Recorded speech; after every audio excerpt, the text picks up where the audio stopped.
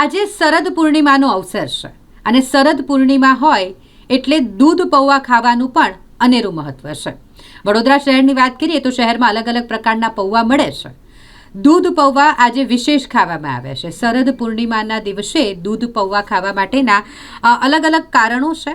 આજના દિવસે જ્યારે દૂધ પૌવા લોકો આરોગતા હોય તો તેના બે કારણો છે. એક વૈજ્ઞાનિક કારણ પણ છે અને તેની પાછળ ધાર્મિક કારણ પણ જણાવવામાં આવે છે. ધાર્મિક માન્યતા એવી છે કે આ રાત્રે ચંદ્ર તેની 16 કળાઓ સાથે હોય છે અને તેની ચાંદનીમાંથી અમૃત વરસે છે, જેમાં ઔષધીય ગુણો હોય છે. અને આ દૂધ પૌવાને આખી રાત ખુલ્લા આકાશ નીચે રાખવાથી તે ચંદ્રના કિરણોના ગુણોને શોષી લેશે, જેનાથી તે સ્વાસ્થ્યવર્ધક બની જાય છે. વૈજ્ઞાનિક કારણ વિશે વાત કરીએ તો શરદ ઋતુમાં શરીરમાં પિત્ત દોષ વધે છે. દૂધ અને પૌવા સ્વભાવે શીતળ હોય છે અને પિત્તને શાંત કરે છે, જેથી શરીરની ગરમી ઓછી થાય છે અને રોગોથી રક્ષણ મળે છે.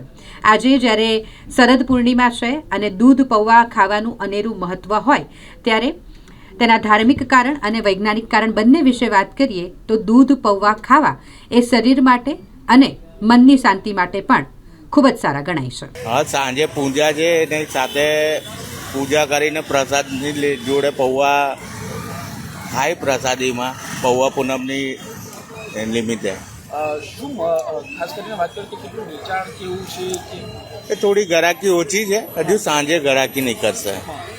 કયા કયા પ્રકારના પૌવા મળે છે?